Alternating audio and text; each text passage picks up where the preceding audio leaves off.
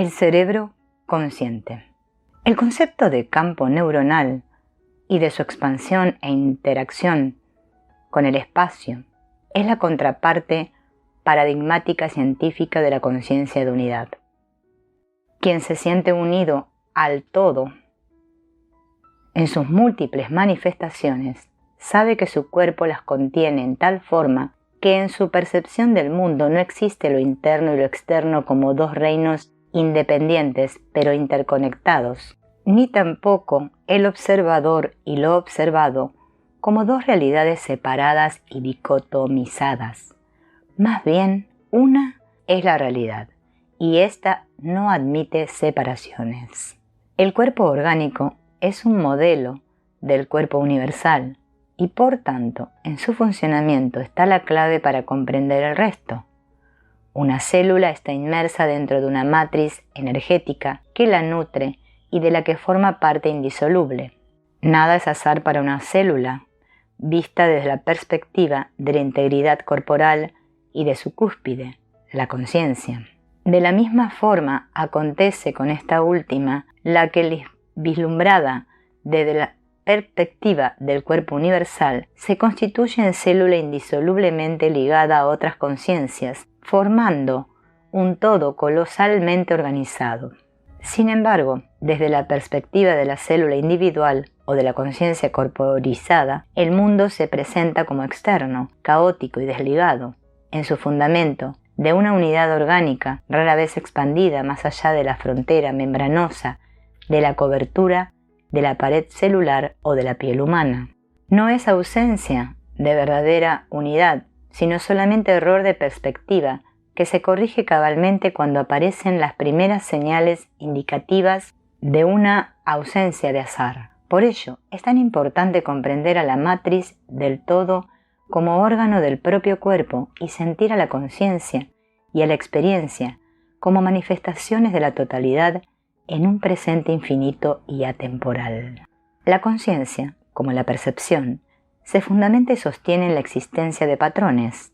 Sin embargo, no por el conocimiento mismo de los patrones, ni por el acceso a todas las leyes de interacción.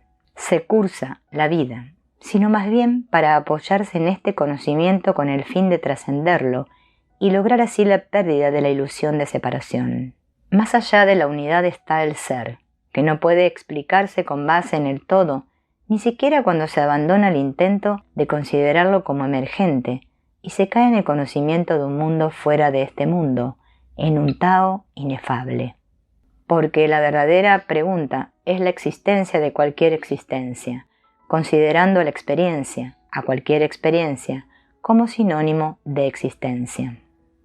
A la pregunta de por qué sentimos no puede responderse con reduccionismos ni con expansiones corporales. Ciertamente en cualquier experiencia está el todo, pero desde el milagroso estado de asombro por la ocurrencia del sentir se conoce que no existe explicación plausible y satisfactoria para la experiencia.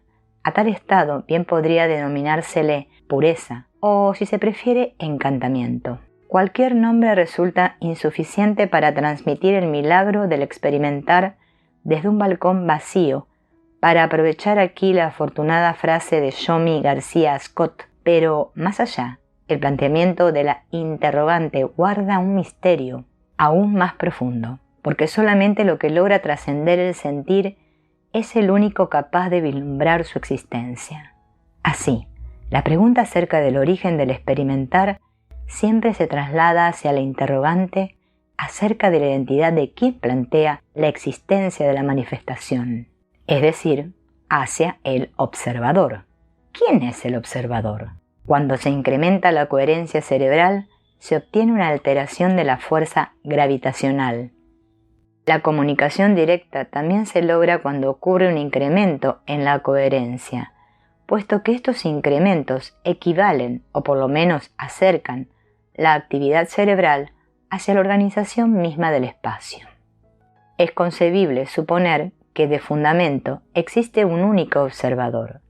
Si esto es correcto, la sensación de individualidad es tan falsa como la de separación, y así el ser, la conciencia, la experiencia y el Tao son la misma realidad. Reconozco la dificultad que tiene conciliar esta visión del mundo y de la realidad con las sensaciones de individualidad y separación, sobre todo cuando la visión perceptual del mundo contiene como elementos siempre presentes la existencia de objetos externos a nuestros cuerpos, seres trasladándose en un espacio que parece no pertenecernos como parte de nuestra envolvente corpórea. Ningún análisis teórico es capaz de alterar nuestra fenomenología perceptual, aun cuando a través del mismo podamos concluir que nuestros perceptos son un nivel de resultante final de un proceso que en sí mismo es diferente del de su resultante. En otras palabras, transformamos una matriz energética indiferenciada en actividad neuronal y después volvemos a transformar a esta en experiencia, de tal forma que esta última no constituye, en su aspecto relativo, la esencia de la realidad, sino más bien una de sus posibles transformaciones. De esta forma, la visión de objetos externos es en realidad la percepción de patrones neuronales que en sí mismos no difieren dimensionalmente del mismo espacio que experimentamos como ajeno a la propia identidad. Así pues, la realidad que consideramos como esencial es ilusoria, fuera del nivel de resultante final necesario para crearla. Lo mismo podría decirse de cualquier contenido de experiencia, excepto del experimentar mismo. Esto último merece una aclaración, puesto que es el fundamento de toda esta obra. Independientemente del contenido, del nivel de la experiencia, independientemente del carácter ilusorio de las manifestaciones relativas, existe algo que no puede considerarse como accesorio, y es el fenómeno mismo de la experiencia, sea cual fuere su contenido, modalidad o carácter. Ningún análisis teórico es capaz de alterar nuestra fenomenología perceptual, aun cuando a través del mismo análisis podamos concluir que nuestros perceptos son un nivel de resultante final de un proceso que en sí mismo es diferente del de resultante. En otras palabras, transformamos una matriz energética indiferenciada en actividad neuronal y después volvemos a transformar a esta en experiencia, de tal forma que esta última no constituye en su aspecto relativo la esencia de la realidad, sino más bien una de sus posibles transformaciones. De esta forma, la visión de objetos externos es en realidad la percepción de patrones neuronales que en sí mismos no difieren dimensionalmente del mismo espacio que experimentamos como ajeno a la propia identidad. Así pues, la realidad que consideramos como esencial es ilusoria, fuera del nivel de resultante final necesario para crearla. Lo mismo podría decirse de cualquier contenido de experiencia, excepto del experimentar mismo. Esto último merece una aclaración, puesto que es el fundamento de toda esta obra. Independientemente del contenido y del nivel de la experiencia, independientemente del carácter ilusorio de las manifestaciones relativas, existe algo que no puede considerarse como accesorio, y es el fenómeno mismo de la experiencia, sea cual fuere su contenido, modalidad o carácter. Aún la visión de mí mismo, como observador separado de una realidad que se proyecta en mí, es en sí misma otra experiencia, por lo que la experiencia de sentirme como separado y la de la proyección misma se unifican en el hecho de que ambas son experiencia. Por lo tanto, me parece que resolver el misterio de la creación de la experiencia es dar el primer paso en el camino del verdadero conocimiento. Esta ha sido mi motivación al escribir este libro. Antes de terminar este prólogo, me gustaría aclarar 2 puntos. El primero de ellos se refiere a la consideración de unificación como resultante de la activación de la lógica inclusiva o de convergencia. En realidad, la puesta en marcha de circuitos convergentes no es ni la única ni la principal operación que lleva a la unificación. Más poderosa que ella es la unificación resultante de cambios dimensionales. Un buen ejemplo en este sentido es el campo neuronal. En su dimensión se unifica la dispersa activación neuronal al incorporarse toda ella a una nueva dimensión que la contiene. Algo similar acontece en la formación de compuestos químicos resultantes de la combinación de elementos que son contenidos y unificados en la nueva dimensión química. El agua unifica los dispersos átomos de hidrógeno y oxígeno en una nueva unidad dimensionalmente diferente de los elementos que la forman. La segunda aclaración es para justificar la inclusión del trabajo experimental presentado en el primer apéndice de esta obra. En realidad, la presentación se debe, en parte, a la importancia de los resultados y a la elegancia de la metodología utilizada, pero sobre todo a que el trabajo inmunológico es un buen ejemplo de interacción entre dos campos, el antigénico y el de anticuerpos. Por ello, podría utilizarse como modelo simplificado de la interacción del campo neuronal con el campo sintérgico. Inicio esta obra con un análisis del espacio. Las razones que me impulsan a hacerlo así son poderosas. En primer lugar, porque todo lo que existe es espacio en diferentes niveles o grados de organización. El espacio es base y fundamento del todo y al mismo tiempo es uno.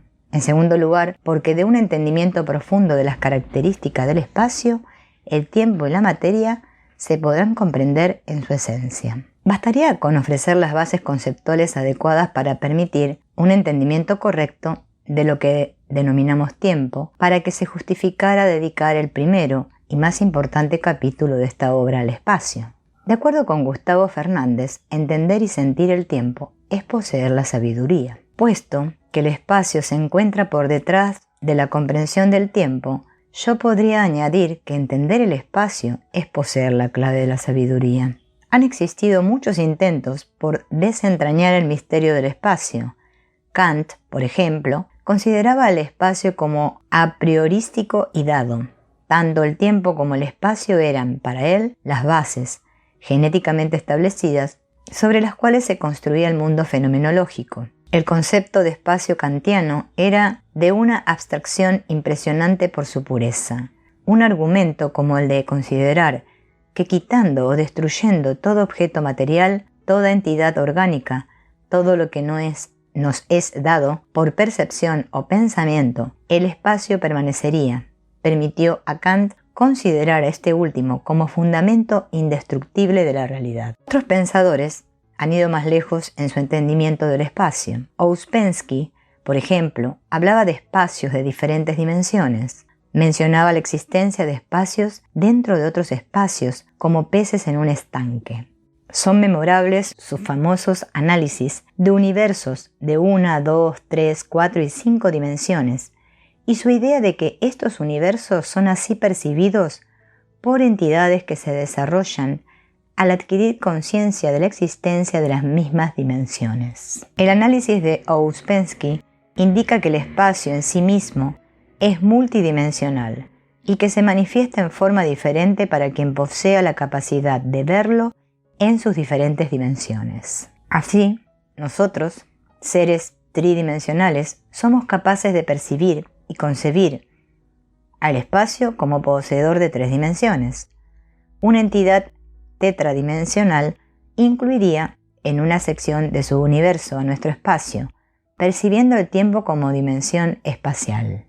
De esta forma, un universo tetradimensional incluiría el pasado, el presente y el futuro en un todo espacial. La visión de Ouspensky provino de Hinton, Dunn y Gurdjieff. Un ejemplo que ayuda a comprender toda esta concepción del espacio sería concebir a un ser bidimensional visto desde una perspectiva tridimensional. Este ser hipotético, a pesar de que Ouspensky no lo considerara como tal, pues identifica a ciertos seres como entidades con percepción bidimensional, viviría en un plano y percibiría líneas y superficies, mas no volúmenes. Viviendo en un plano, no se daría cuenta de que todo lo que transecta al mismo pertenece a un universo más unificado. Si una mano fuese apoyada en su plano fenomenológico, vería de ella 5 círculos independientes y jamás se imaginaría que estos se unen en el universo tridimensional formando una mano. Así,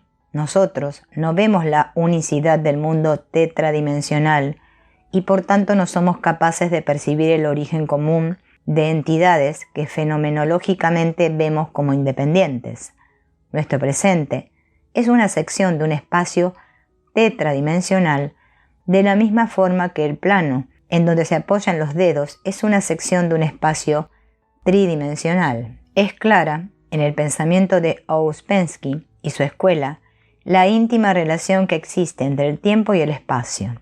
Una transformación del tiempo a una dimensión espacial es el secreto para el cambio dimensional. La víbora, ser bidimensional para Ouspensky, no es capaz de percibir volúmenes, interpreta como tiempo lo que en otra dimensión sería tridimensional. Si un cubo le es presentado en movimiento, este animal verá una serie de planos en cambios complejos de localización, pero será incapaz de unificar estos planos en un todo volumétrico. Similarmente, nuestra visión de un ser humano o de un árbol contiene implícita, pero no explícitamente, la percepción de su devenir. Esa es la limitación de nuestro sino tridimensional. Como entidades tetradimensionales seríamos capaces de tener una visión del árbol en su historia, desde la semilla hasta su desintegración como un cuerpo sólido tetradimensional. El mundo no sería secciones tridimensionales de lo tetradimensional, sino esto último, y todo por la transformación del tiempo en espacio. Hubo una época en la que el hombre percibía el espacio en dos dimensiones. El descubrimiento de la tridimensionalidad, o al menos su esquematización, lo realizó Leonardo da Vinci al descubrir las leyes de la perspectiva. Es interesante que no muy lejos de este desarrollo, otro de las mismas repercusiones surgió con el descubrimiento newtoniano de la gravedad. Todos, antes y después de Newton, permanecemos pegados a la Tierra, pero nadie, antes de Newton, se había percatado de ello. La relación entre espacio, tiempo y gravedad se aclarará conforme se avance en esta obra. Por ahora solo cabe asombrarse de que, como descubrimiento conceptual, el mundo tridimensional y la existencia de la fuerza gravitatoria no estuvieron muy alejados en el tiempo. La relación es, pues, lo dado e indestructible, lo multidimensional manifestado, como sección restringida, lo asociado en forma misteriosa con el tiempo o lo percibido como transparente nulidad. Pero, ¿realmente es así? ¿Es factible un análisis del espacio que difiera de la concepción kantiana y que supere la visión newtoniana y la de Ouspensky? Tal análisis fue hecho en parte por Einstein al considerar al espacio como curvo, al analizarlo como entidad concreta que cambia sus características fundamentales de acuerdo con influencias gravitatorias o temporales. El espacio como curvado en la cercanía de un campo gravitacional es el espacio visto desde otra dimensión extra o supraespacial. Ya no es el espacio como categoría a priorística a la manera kantiana o el espacio de varias dimensiones como lo vio Ouspensky. Es el espacio como entidad organizada. Al menos, este es el punto de referencia que se manejará aquí. El espacio como red energética organizada. Espacio como base y fundamento de la percepción organizada. Pero basta ya de preámbulos. Iniciemos nuestro análisis tomando como punto de inicio y referencia la percepción humana. Comencemos por nosotros mismos y veamos qué nos podemos ofrecer. El espacio es transparencia. Es lo que como contenedor incluye en sus diferentes porciones, objetos materiales que en nuestra percepción se encuentran en diferentes localizaciones. Una pelota es sólida, localizada en el espacio y diferenciada de éste por su carácter concreto. Lo curioso, lo extraordinariamente curioso de este ejemplo o de cualquier otro que intente describir la diferencia entre la transparencia y la opacidad, entre lo sólido y lo intangible, es que el contenido de todo lo material es precisamente ese espacio que consideramos diferente, en fundamento y en esencia de la materia. El espacio contiene a la materia en cada uno de sus puntos. La prueba de ello es nuestra capacidad de ver. Vemos espacio y ese espacio es el que contiene lo material. Cuando nos acercamos a un objeto y percibimos cómo éste aumenta de tamaño, lo que hacemos es seguir viendo espacio, pero ahora con más contenido del objeto. Analicémoslos con un ejemplo. Me asomo a la ventana, afuera hay un árbol y lo distingo del espacio que lo contiene. La diferencia reside en que el espacio es nada y el árbol es algo. Pero, ¿qué es lo que en realidad veo? Veo el espacio que contiene el árbol. Mi retina es incapaz de tocar la corteza, las hojas y el tronco del árbol. Mi retina ve espacio, que es donde se encuentra la información acerca del árbol. Es un espacio pequeño, apenas del tamaño de la zona de mi retina, que transforma el espacio en señales nerviosas. Por tanto, el espacio es solo transparente en mi construcción del lugar que me separa del objeto. En otras palabras, normalmente veo la zona del espacio que transecta mi retina. En esta zona está la información que me hace percibir el espacio como transparente, la información acerca de la distancia que me separa del árbol y el árbol mismo. Es una zona que se repite, que es redundante y de la cual solo puedo transformar lo que en verdad entra en contacto conmigo. Vamos a verlo en otro ejemplo.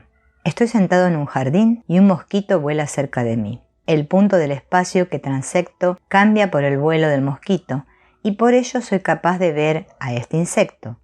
Si me muevo del lugar, sigo viendo el vuelo del mosquito. Si me vuelvo a mover, y lo hago 1.000.000 de veces, seguiré viendo el vuelo del mosquito. ¿Qué significa esto? Significa que cada uno de los puntos del espacio está conectado entre sí y que un cambio en una de sus porciones afecta a todo él. El mosquito está en el espacio y es espacio. El pez en el agua es una imagen clara en este sentido. El agua es el espacio y ese espacio se mueve con el nado del pez. Cualquier instrumento suficientemente sensible colocado en la cercanía del pez detectaría vibraciones, ondulaciones, cambios de presión y corrientes en el agua. El espacio, que para el pez es transparente, para el instrumento es una red cuasi sólida e interconectada en todas sus porciones. Si lo que vemos es espacio y cada uno de sus puntos contiene los objetos, deberíamos poder contestar la pregunta acerca de cómo los contiene. De eso ya se ha encargado la física y en uno de sus capítulos, la holografía óptica, está la respuesta.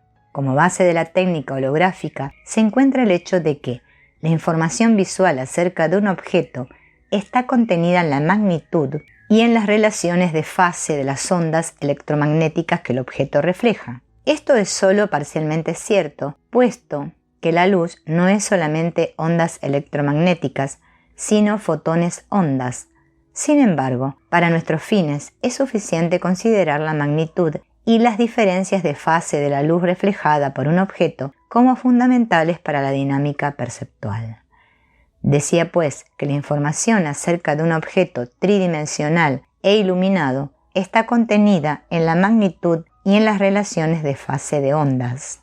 Punto del espacio que rodea al objeto contiene, además de otras cosas, esa información. Por tanto, desde cualquier punto del espacio es posible ver al objeto. Pero, de nuevo, lo que se percibe es espacio conteniendo esa información, o más bien, la transformación complejísima de esa información. Dicha información la realiza la retina y el resto del sistema nervioso visual.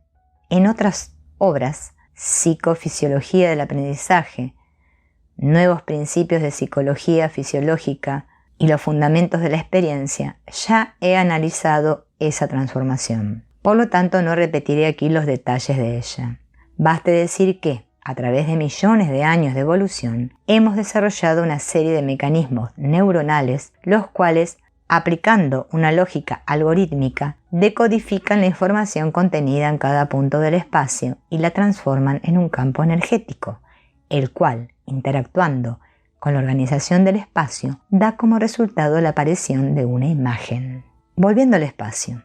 Este es, entonces, información organizada en cada uno de sus puntos. Es también una red energética interconectada entre sí, de la que somos capaces de decodificar solamente porciones aisladas y restringidas, es decir, una red energética interconectada entre sí.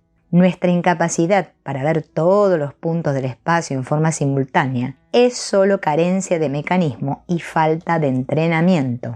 ¿Cuál de los dos es más importante? No lo sé. Algunos dicen que el mecanismo existe y que lo único que nos falta es el entrenamiento adecuado para echarlo a andar. Sea lo que fuere, lo cierto es que nuestra capacidad perceptual, aunque extraordinaria, solo nos permite decodificar lo que nuestra retina transecta. Pero, aún de la porción que transectamos, no obtenemos ni decodificamos toda la información que contienen. Por la incapacidad de nuestros receptores para responder a longitudes de onda y a partículas fuera de un rango relativamente restringido, no vemos ondas de radio, rayos cósmicos, el infrarrojo ni el ultravioleta. El resto, esto es, lo que sí es capaz de activar nuestros receptores, debe ajustarse a un grado de organización tal que extendiéndolo, o mejor dicho, sobrepasándolo, solo resultaría en transparencia. Vamos a verlo con un ejemplo de nuevo.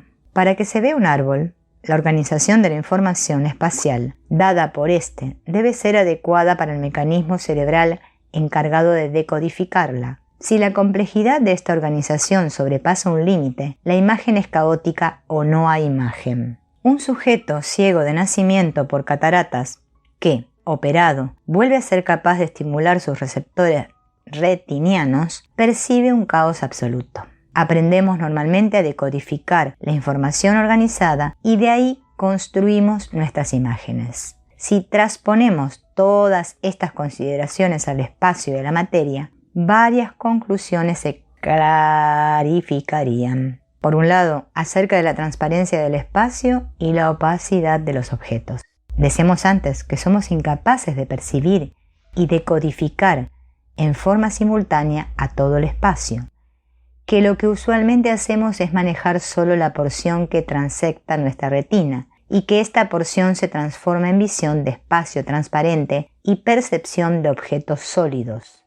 La diferencia entre la transparencia y la solidez es, no más y no menos, que el grado de organización. El espacio transparente es demasiado complejo en su organización para poder algoritmizar a esta. Lo que llamamos materia, en cambio, es menos compleja y más fácil de reducir a un algoritmo. Si la facilidad o dificultad de reducción algorítmica es una medida de organización, entonces un objeto material percibido como sólido y un espacio transparente se ven así porque en la porción del espacio que contiene información de ambos, el primero, objeto material, se representa por una organización que somos capaces de manejar. Y el segundo, espacio transparente, se representa por una organización tan compleja que somos incapaces de decodificar. En otras palabras, y ya en un contexto más general, la materia es una organización del espacio que el cerebro humano y el de otros animales es capaz de decodificar y reducir a un algoritmo neuronal, mientras que lo que llamamos transparencia y ausencia de materialidad es una organización del espacio tan compleja que no somos capaces de decodificar. Ya desde aquí podemos afirmar, con seguridad certera, que la diferencia entre espacio y materia es producto de la actividad cerebral, puesto que en realidad espacio y materia son parte de un continuo que difiere en organización y complejidad. Vemos un objeto material cuando nos ponemos en contacto con aquellas zonas del continuo espacio-materia que somos capaces de organizar. Vemos espacio transparente cuando no somos capaces de descubrir y decodificar una organización energética que sobrepasa nuestra capacidad de organización. He hablado de la algoritmización como medida de organización y de la decodificación como capacidad de reducción algorítmica. ¿Qué quiere decir todo esto? En particular, ¿qué es espacio organizado y con qué parámetros se puede definir y medir su organización? Estas preguntas son fundamentales, pues de su contestación adecuada dependerá el entender fenómenos tales como el tiempo, el espacio, la materia y lo que denominamos gravitación.